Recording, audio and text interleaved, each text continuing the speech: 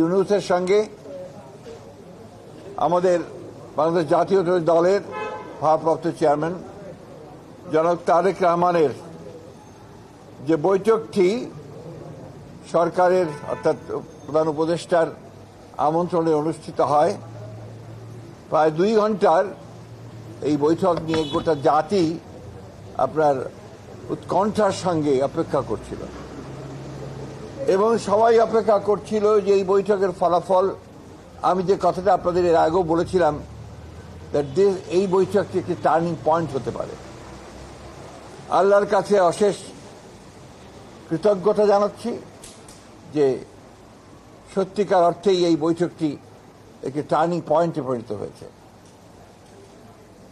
আমরা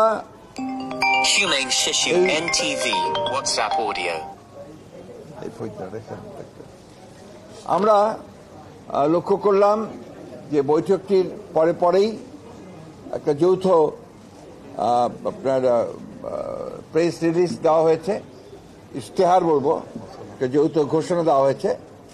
যে ঘোষণাতে খুব পরিষ্কার করে বলা হয়েছে যে আমাদের 2 নেতার বৈঠকটি ছিল অত্যন্ত সৌহার্দ্যপূর্ণ এবং অত্যন্ত একটা সুন্দর পরিবেশে বৈঠকটি অনুষ্ঠিত হয় এবং যে বিষয়গুলো আলোচনা হয়েছে তার মধ্যে প্রধান ছিল যে নির্বাচন ইস্যু। সেই নির্বাচন ইস্যুতে জনাব তারেক রহমানের যে প্রস্তাব, যে নির্বাচন যে ঘোষণা করা হয়েছে আপনার এপ্রিলে, যেটা প্রধান উপদেষ্টা ঘোষণা করেছেন, সেটা উপযুক্ত সময় নয় বিধায় তাকে পিছিয়ে নিয়ে আসা। এবং সেই ক্ষেত্রে আমরা অত্যন্ত আনন্দের সঙ্গে, গোটা জাতি আনন্দের সঙ্গে লক্ষ্য করল যে আপনার এইটাতে প্রধান উপদেষ্টা সম্মত হয়েছেন এবং তারা ফেব্রুয়ারির মাঝামাঝি সময়ে নির্বাচনের সময়সীমা নির্ধারণ করেছেন।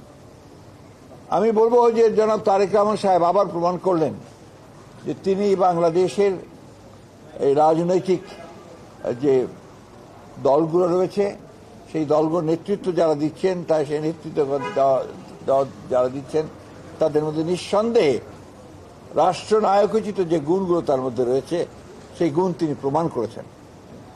প্রথম একটি বৈঠক যেটা সত্যিকার অর্থে গোটা জাতি অত্যন্ত উদ্বিগ্ন ছিল, সেই বৈঠকটিতে তিনি আল্লাহর হুকুমে সফল হয়েছেন।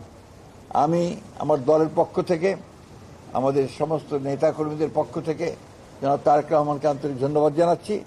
সেই সঙ্গে আন্তরিক কৃতজ্ঞতা জানাচ্ছি প্রধান উপদেষ্টা প্রফেসর ডক্টর মোহাম্মদ ইউনূসকে, যে তিনি অত্যন্ত বিচক্ষণতার সঙ্গে এই সভাটিতে জনাব তারেক রহমানকে আমন্ত্রণ জানিয়ে একটা যে স্টেলমেট ছিল, একটা যে আপনার সবকিছু অনিশ্চিত অবস্থায় চলে গিয়েছিল, সেই অবস্থাকে কাটিয়ে তিনি জাতিকে এই 2 নেতা আবার সামনের দিকে আশা নিয়ে এগিয়ে যাওয়ার স্বপ্ন দেখিয়েছেন।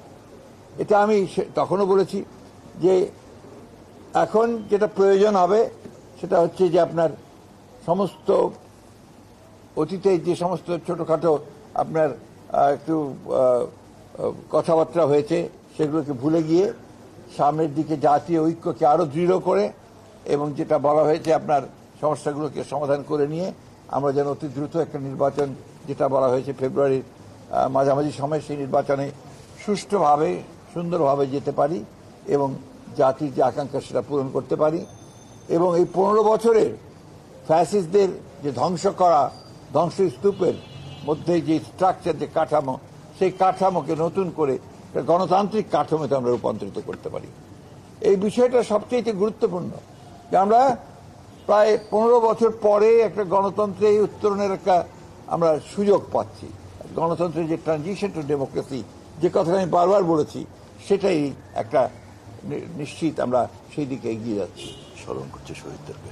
আমি এই সঙ্গে আজকে সত্যিকার করতে বলতে কি সবচেয়ে বেশি স্মরণ করতে হয় আমাদের সেই সমস্ত শহীদদেরকে যারা জুলাই আগস্ট মাসে তারা অধিকার আদায়ের জন্য তারা তাদের প্রাণ দিয়েছেন, প্রাণ দিয়ে সে পরিবর্তন ঘটিয়েছেন, ফ্যাসিস্টকে পরাজিত করে তাকে পালিয়ে যেতে বাধ্য করেছেন এবং বাংলাদেশের মানুষের জন্য একটা নতুন সম্ভাবনার সৃষ্টি করেছেন।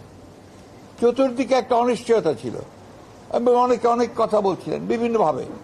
আজকে এই দুই নেতা প্রমাণ করলেন যে বাংলাদেশের মানুষ এখনো প্রয়োজনের সময় ঐক্যবদ্ধ হতে পারে, নেতারা নেতৃত্ব দিতে পারেন এবং সেই হিসাবেই বাংলাদেশের মানুষ সামনের দিকে এগিয়ে যাবে।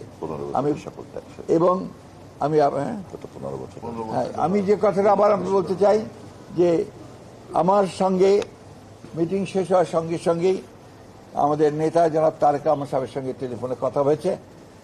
তিনি এই 15 বছরে যারা গণতন্ত্রের জন্য সংগ্রাম করেছে, লড়াই করেছে, বুকে রক্ত দিয়েছে, জুলাই আগস্টে যারা বুকে রক্ত দিয়েছে, তাদের সকলকে, শহীদদেরকে তিনি শ্রদ্ধা জানিয়েছেন, তাদের আত্মার মাগফিরাত কামনা করেছেন এবং দেশের জনগণকে এই 15 বছর ধরে গণতন্ত্রের সংগ্রামের জন্য যে লড়াই তারা করেছে সেই লড়াইয়ের জন্য তিনি তাদেরকে আন্তরিকভাবে কৃতজ্ঞতা এবং ধন্যবাদ জানিয়েছেন। সর্বশেষ অভিনন্দন গণতন্ত্রের মাতা।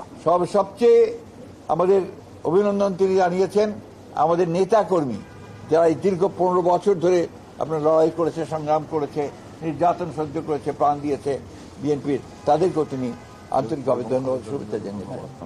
একই সঙ্গে তিনি অত্যন্ত বিনয়ের সঙ্গে, শ্রদ্ধার সঙ্গে তিনি তার মাতা এবং আমাদের গণতন্ত্রের মাতা, আমাদের দলের চেয়ারপারসন দেশনেত্রী বেগম খালেদা জিয়াকে তার কৃতজ্ঞতা জানিয়েছেন, শ্রদ্ধা জানিয়েছেন যে তাকে সঠিকভাবে তিনি দিক নির্দেশনা দিয়েছেন, দল এবং দিক নির্দেশনা দিয়েছেন।